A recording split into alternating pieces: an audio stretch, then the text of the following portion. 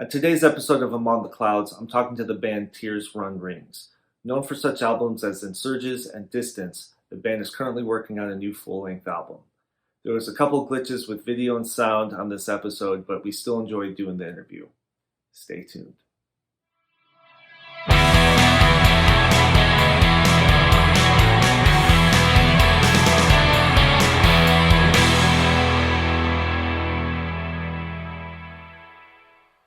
All right. So thanks, guys, for joining me. This is the first time I've done this with, I want to say 4 screens, but Matthew's just here in audio only. So thanks for joining me. Thanks for having us. Yeah, thanks. Sorry, you only get to see this screenshot of, or it's a photo of me on a screen. So it's very meta. Yeah, it's beautiful.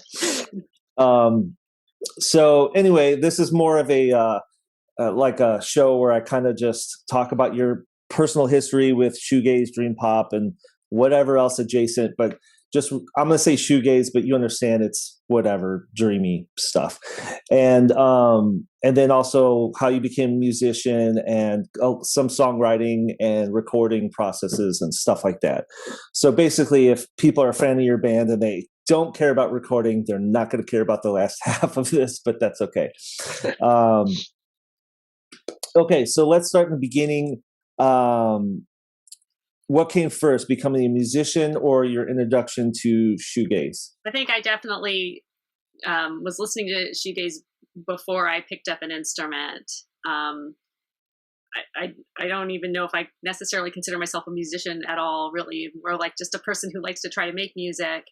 Because it's part of my creative process, but definitely I think I heard my first introductions to shoegaze before I owned any instruments at all. So for me, I think I was in imaginary bands in high school, and then sort of a more real band a little bit later, but I think that was all pre-shoegaze because I was way into like synth pop and stuff. So I wanted to be in like synth pop bands. Hey, who doesn't? So I picked up the trumpet in 3rd grade, actually. So probably musician, first. And but I carried the trumpet through high school, and still play it here and there. But music has always been a huge part of my life. I remember going to like a store and picking up like cassettes when I was like 10 years old.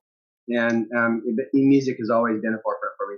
Oh man, it went back and forth so many times. It probably started with being a musician.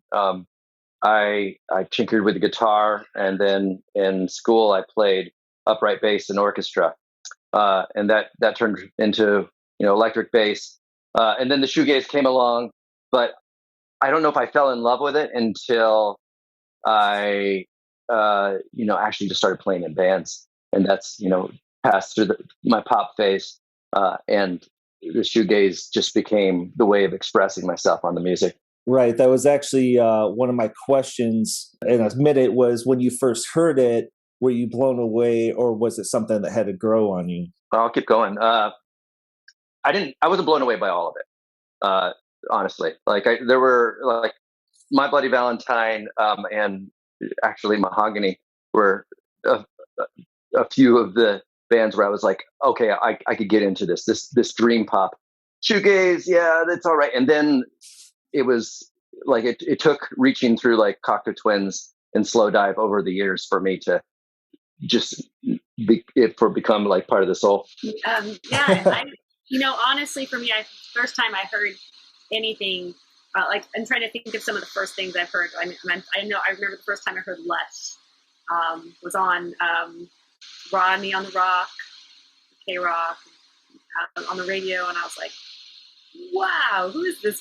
This is amazing. I wrote it down. I was like, go to my Music Plus. I'm like, do you have this? This is, I was pretty young. And I remember also Ride and Lush were touring, and I was, I think, 15 or 16. I was trying to get my mom to like take me. I'm like, I can't go. I'm not old enough, but I can go with a parent. She's like, no, I'm going with you to this weird concert. I don't know what. But yeah, I think every time I remember the first time I heard Taco Twins, I was like, what is this? This is what I've been looking for. You know, Slow Dive and Hail Safe. Like every time I remember the first time I heard those, and a lot of them were on Request Video, which was a video show that was in LA, and it was this independent video show, and they just played lots of amazing music. And that's my exact reference to Request Video, because it was I think it was on like public broadcasting, like that show, right? Because so you could just get it. And I remember I had like a TV in my room that had like 2 channels because they both were PBS.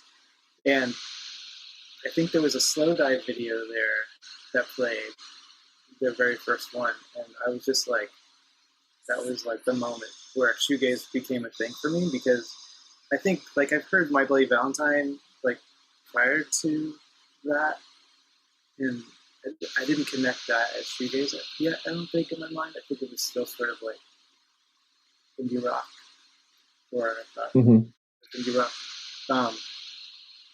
But that Slow Dive song, I was like, well, what are they doing to their voices? And it was just like, that was like the thing that, and then I started hunting out that, and then more bands came around, like Chapter House. I guess to answer this question, I was really into synth pop new wave, and I actually met Ed shortly after high school. So I was like a senior in high school, and he was just out, and I met him through a prior band. Anyway, him and I became friends, and we would just find music together. And I remember he introduced Slow Dive to me. He said, you got to check this out. And he put it in, he had the cassette and put it in the Le Mans. And I remember just going, where has this been? Like, I was just blown away. So Slow Dive has been always like kind of like my, Neil Halstead is just ridiculous. I admire his writing, even his solo work. Mojave 3 continuing. Everything that they've done has been really, really golden. But Just for a Day, to me, has been like kind of like that holy grail of where I measure like anything. Like, is this anything that's just kind of like my staple. But I really fell in love with, like, of course, Chapter House, the Boo Radleys. And I, just kept on going. The Pale Saints, the drumming. I mean, just there, it sounds, and then going into the dream pop now, and just over the years, it's just been,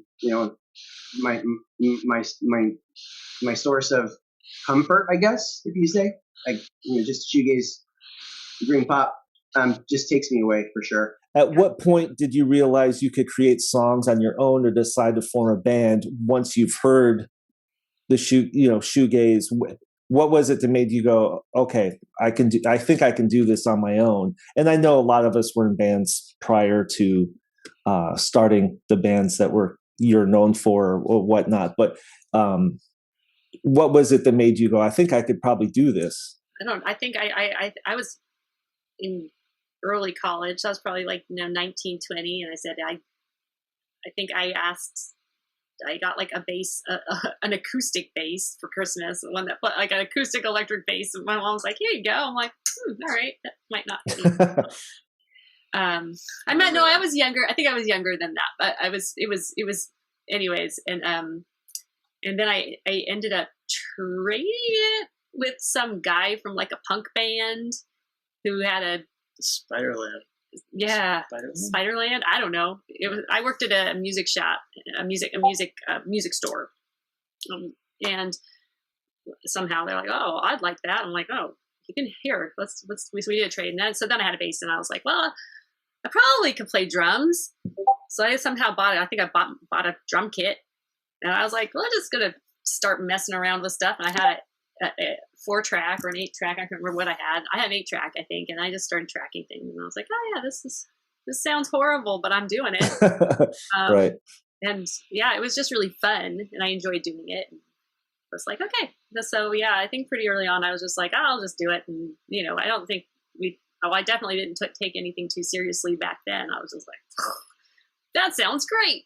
you know, and Right. it's like, okay, well, I think we have a little bit somewhat higher standards now, but still sometimes it's like, yeah, it's great. It has sometimes things that aren't recorded perfectly or aren't, you know, sometimes they might have a feel and you're like, well, that might not sound exactly right or might not be perfect, but it has the right feel. For all of us, we were in, like Dwayne, Laura, and I were in indie pop bands prior to starting, you know, going into shoegaze, because I think indie pop kind of led itself to being easier to figure out for us, because we were a 4-track. We're like, we can record guitar on a 4-track. Because sometimes we forget to tune the bass before we recorded, but you know, we would, you know, it sounded okay because it was indie pop, and we're like, yeah, it's like fun and happy, and I think later on, you know, we all loved shoegaze at the same time as you know, as we were in love with indie pop music, and I think for us though, I think it was way later before we realized how to make sounds like that sound like that. Like I had a really early like effects processor, and I kind of just ran my guitar through it and like turned the wet all the way up, and I was like, yeah, this is doing it. But you know, like I couldn't figure out like maybe like 5 years ago I figured out vibrato is like important, you know, but it wasn't until way later like that, you know, I think that's when Tears and Rings sort of came into existence, is when we were very comfortable with like knowing how to figure out how to make sounds that we want to make. Does that make sense? Something like that.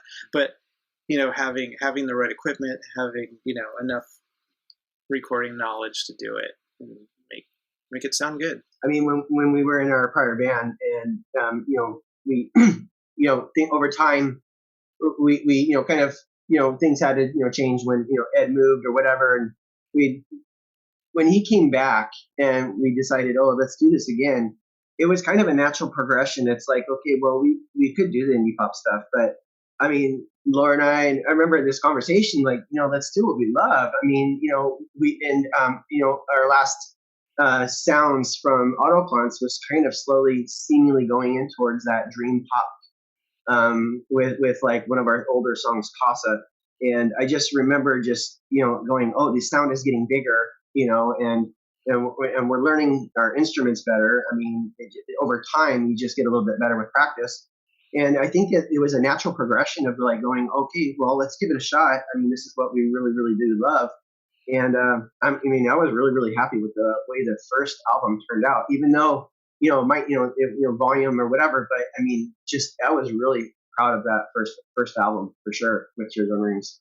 Like always, sometimes, seldom, never is always very special for me. I'll be honest. I'm still not convinced I can do it. So you've heard the history of the Autoclants. Ed and Laura moved to San Francisco, and we were in another indie band called Evening Lights, and I played bass in it. And then they moved away, and I was sad. And they started playing shoegaze. They started Tears and Rings without me. I wasn't in the band. And then they said, okay, hey, why don't you join the band? Because we need a male singer and we need you to play guitar. And I was like, great. I don't do either of those. I play bass. So they said, no, just try it out. We want you to sing. Come on out. We'll come out for a weekend, and we'll just record some stuff. And somehow it sounded okay. And then we got together and we said, okay, let's try to play it live. And then a miracle happened, and it just sounded like beautiful shoegaze music. And every single time I leave the room from playing with these guys, I have no idea how I'd ever play that music. Every time we get back together, it happens again. We write new music, and I love it, and it's gorgeous, and it sounds like it sounds. We aren't even trying, and it just happens. So if you put me in another band, it wouldn't happen. It's funny hearing Matthew talk about his his experience there, just starting. Because I'm trying to. For me, it's so like the history of everything is so fuzzy. It's like we kind of, we started off with the Autoclants, and then we sort of had this mishmash of all these different bands, and Dwayne and I playing, and Dwayne and myself and Tim, who was originally in the Autocollants and also originally in Tears and Rings. Yeah. And, you know, we kind of had a little, very small band. And then, you know, and then we did the Evening Lights, and then there was some other band that we did. It's like, it kind of all just mishmashed, and it's sort of weird because we started here, and then it was like, and then we have ended here. And I feel like this is where this is going to be it for the rest of our lives, which is good because I just don't see it. This is just, it kind of, it all led to this place where we all feel very happy and good about what we're doing and the music we're making, and it's fun. We enjoy it. We, you know, we also really enjoy each other's company. So it's fun when we can get together physically and actually play music and record it. It's also really fun too. And to add to that, I think like our friendship together over the past decade, how More long? than that, A couple decades. yeah. I think that's what keeps, like, why we still do bands, is because it's sort of like we used to do more like band weekends, and we'd have like, you know, everyone would come up and we'd write all weekend, and it was a way for us to just, it was something we all shared together, and kind of was a glue of some sort of to keep us together. And, you know, this is the thing that we do together. We all kind of feed off each other. Like Matthew is very like, he pushes us to go further. I think sometimes Laura and I will write something and then we're happy with it, and then Matthew's like, well, what if you did this or this? So it's good. It's like we all have like the strengths that we play, and I think we keep pushing forward and getting better at and we're not like all great musicians at all, but we are. I think when we come together, we pull like little bits and pieces of our strengths and talents, and it just really comes together. Yeah, it's an event when we get together. I mean, it's I'm looking forward to it for months, because we have to plan it out, right? We have to find the right schedule, and we have to figure out how to get out there and what we're going to do. And I don't know, it's like it's a party, it's a wedding, right? It's just the four of us, but it's the like the event of the year whenever we get together. As a songwriter, I write like 90% of my stuff on an acoustic, and then I transfer it over and add effects to it later. And then there's about 10% where I mess around with an effect, and you find something, you know, that you make a riff or a song idea that you could never come up with on an acoustic because it's based around something odd that an effect is doing. What's your situation like? I think for our songs, a lot of times we do a lot of the initial writing, and we get together and do, you know, a session where we're just playing music. Maybe Ed or Matthew may have an idea that they've brought to the table already, that they've kind of worked out a little bit. And then we try to play it along.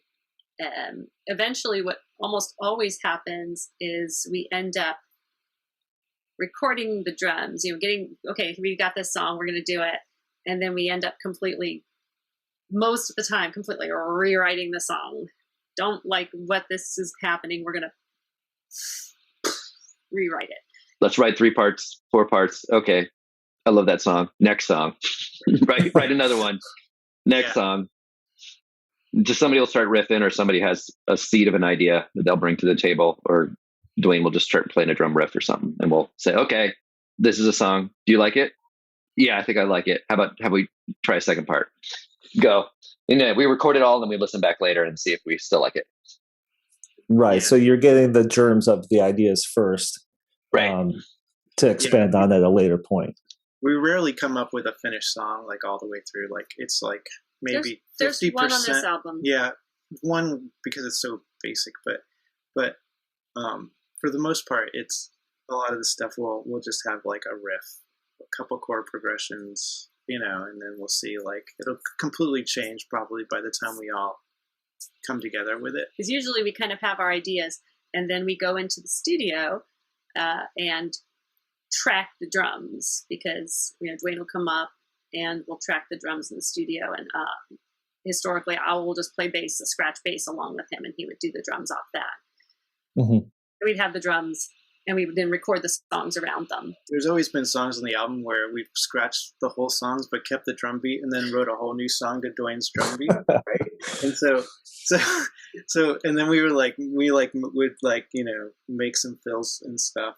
And this I think will be one of the first times ever where Dwayne might be able to actually write his parts to our songs rather than the other way around. So that would be cool. Part of this question or whatever is like when I track my guitars, I record just like overdrive or whatever, or maybe some kind of loomer whammy bend or something like that. But all my reverbs, delays, choruses, flangers, phasers, all that's plugins after the fact, because I like to, while mixing, be able to make adjustments as opposed to using pedals into Pro Tools with all that stuff on there. What's your process like? We do both. It really depends on what the sound is, because I think if I turned off all my pedals after figuring out a sound on my pedal board and then trying to replicate it in plugins, it would take longer. So I think we do whatever is the simplest. I'm like you. I get in there with it's going through a Fender amp, my guitar, and maybe one pedal. But I keep it pretty dry and add it all into DAW and just mess with it. I just mess with it until it makes the sound I want. When you record the drums, are you literally going to where Ed is and shaking drums and going to a studio? Or the last two albums, we recorded at this at a kind of a studio out in far into Portland. And that's where we would do like the scratch bass and stuff. And so it's been different places. We try to track, as much studio sound quality. We want the drums to sound the best. So they're the hardest to record at home. So we always go to a studio, and it's not, we found that it's not really expensive to do that, compared to like recording the whole album at a studio. It takes forever, but Dwayne's like an amazing drummer. So he usually is like 1 or 2 takes per song, so we can usually bang it out in like 4 hours, like a whole album. Music Gear has, over the last, I don't know how many years, has kind of been tailored towards shoegaze and dream pop. Like manufacturers are now aware, like when I started in the early 90s doing this stuff, I just had, some DOD and Boss pedals or whatever, but now it's like you can buy the loomer pedal and you can, a lot of the Strymon stuff and whatnot, and a lot of plugins as well. Is that something you guys are keeping up with as far as new gear, or do you have like an older setup that you're just like, this is my tried and true and this is kind of what I use? 2 years ago, I decided that I was going to redo my pedal board entirely, and I had the same pedal board for maybe 10 years before that, and then sort of goes in waves, and new gear is like new inspiration to me, and I don't keep up as much now. I blindly do not look on Reverb anymore for anything because it was getting a little bit out of control. So I have, my pedal board is ridiculous, but it has everything covered, and it's good and bad. Like, yeah, it's cool to get new things, to get new sounds, but most of the time I feel like if you have one really good reverb pedal, you can almost do a lot of what the newest thing that comes out. Ed's the gear guy here. Every once in a while, I'll do a bunch of research, and like when we played our show in Michigan, I was like, man, we got to replicate our sound. Great. I don't have any of that anymore. We haven't had to play live in a while. I got the loomer pedal and I got like 10 pedals, but I couldn't even tell you what they are now. And then Ed says, you got to get this, this, and this. I'm like, okay, man, I'll do it. Let's go. Tell me what I need next. When you guys are writing your songs, are you conscious of song structures? Are you trying to do like a basic pop song structure, verse, chorus, some sort of middle, verse, chorus, maybe double chorus ending? Or are you just letting the song kind of dictate where it goes? I think, I'm a very structured person in general. So it's hard for me to let go and just say, we'll just see where it goes. That's just not that isn't how I have a hard time with that. However, I feel like we'll start with a structure. We'll be like, I think we make an effort, depending on the song. Sometimes we'll be like, make an effort to actually make the structure not be so perfect or not be what you would expect.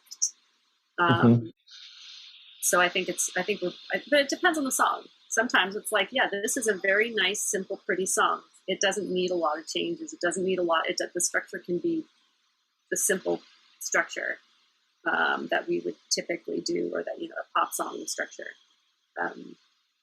But I know we're still messing with things. We're still messing with our songs, like the demo we're working on. We're still like, Matthew's got one. He's like, we need to do something with this ending. We need to change it, do it differently. We need to cut that part out. Let's make it shorter. And, so we do change things as we go along, depending on the feel of the song. When you guys are recording your guitars, are you using any virtual amps, like impulse responses, or are you miking an amp? Like, what do you, or a combination of both? So I think it's a combination of both. Matthew and I both have, we bought these like Fender recording amps a long time ago, and they have like a direct out, but you're still getting an amp sound. So we're using that, and then we both switched to like Universal Audio, and we're using like their like real amp, like recording thing direct in. So we're doing kind of both, and a lot of times we'll record something and then it's not quite cutting or something. We'll throw an amp on it after the fact, even though it went through an amp to begin with. So we sort of like, we just use amps like we would with pedals. And I have like preamp pedals and things that I also throw on top of amps, and so it just depends on the sound. It's the same with recording vocals for me too. I like it. I never want my wife to hear me in the bedroom, like just screwing around, trying a million different things to see what I'd like. And so it's become like at night, singing into my microphone really softly, and that became like the quality of the voice on our recordings, just because I was trying to sing quietly, sing right in over our music at night when nobody hearing. That's how we get that quality of Matthew's voice. It's like, which is also like impossible to reproduce live because he can't be like really quiet in the mic. Yeah. So what are you guys working on now? I know it's been a while since the last EP, I think 2018, maybe. We're working on a new album. We have, I think we have 10 songs, or we will have 10 songs. And we're pretty happy with how they're going. We've kind of demoed them out. We're kind of putting finishing touches on our demos because we can't really do anything else until Dwayne gets up here, and we're kind of waiting for, I think we're kind of just waiting for the Delta variant to chill out a bit, and before we do travels and things. But I think we're thinking of doing a double LP, so that way we can have the room to really do the songs the length that we would like to, and not have to cut down and not have to stress so much over, these songs are too long, or how are we going to, I want this song order, but it doesn't fit on one side. So that's kind of a new way of doing it, because we've never really wrote an album for we usually think of an A side and B side. So doing sort of an A, B, C, D side is going to be a fun and gives us a lot of flexibility. Like Laura said, we're really proud of this album as it's coming together. I mean, I feel like you're always, when you're in the middle of it, you're like, we're there. We're doing it again. How could it happen? How could the magic happen the fifth time, the sixth time? And you're just impressed. And that's where we are right now. We're in our honeymoon period. So I hope it keeps going. What's up? I'd like to do, what's your favorite Shoegaze song and why? And what's the favorite song you've been a part of and why? Matthew gets to start. Yeah, Matthew. Thanks. My favorite Shoegaze song is Moose, Even a Dream. First of all, I love that album, Live a Little, Love a Lot. That's just like, as it flows together. Ed was talking earlier about how those little pieces that like kind of connect songs, and thinking about an album as a concept and something that just is not just one song, but all the songs. That album is just I could get back into it any day for so many years. But even the dream is a little encapsulation of all that. It's just floating and lovely, and it starts with bending notes and it goes in from one sound to the next. And whenever I need inspiration, I'll go back to that and say, "Oh man, can't we just make a little noise in here that's like that song, or can we just make it bend and go over into another song over there?" For our own songs, I don't think that anybody else in the band's going to agree with me. But on our second album, there's a track called "Divided" that is just an arpeggiator and Laura singing with a little bit of fuzz on it. And no matter how many times I listen to that song, I never get sick of it. I mean, maybe it's because it's not me singing and I don't want to hear my own voice, or maybe it's because Laura wrote a beautiful melody there. But it's just gorgeous. It just goes and it gets louder and you feel a bit of fuzz. And at one point we made a little music video for it of a guy in space crashing into a planet. Yeah, it sounds like space to me. It sounds like dream pop. All right, Dwayne, you're up. All right. Golly. So I already said Slow Dive is my favorite band, but I'm going to throw out another song that actually, there's two. All right. I'm going to go with Chapter House. Chapter House, Pearl. That song is just almost perfect. And I guess it does have a Slow Dive tie, right? Rachel singing. Right. So I would say that one. And for Tears Run Rings, song that I was a part of, I'm just, I really like Mind the Wires. I'm going to say Mind the Wires. It's maybe one of my favorite Tears Run Rings songs. I'm thinking we have to represent Pale Saints. Okay, I'll stop thinking of Pale Saints songs. Okay.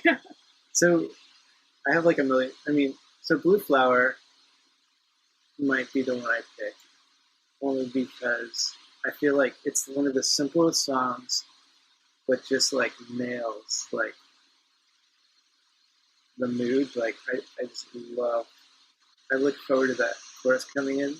Like it's a song I've always wanted to write a song like, and I feel like I always try, and you can never like achieve that simplicity, because it really is such a pure song.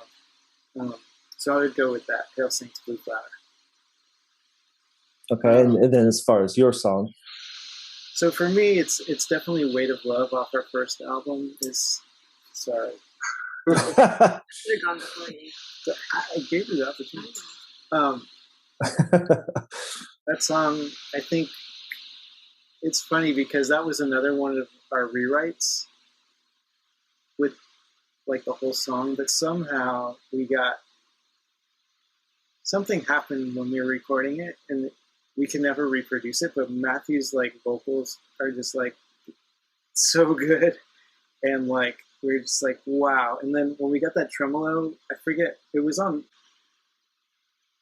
I don't even know which, we had like an external rack tremolo we used, I think, and I could never figure out the setting ever again, but it's just like, I love that tremolo that we achieved in the chorus. And so that for me is like I still think one of the best accident songs that Sure. were just like, whoa, this is purely magical, like something happened when we didn't even try to achieve this, but we did. And so that's why it's always been like a special one to me. This would be a weird one.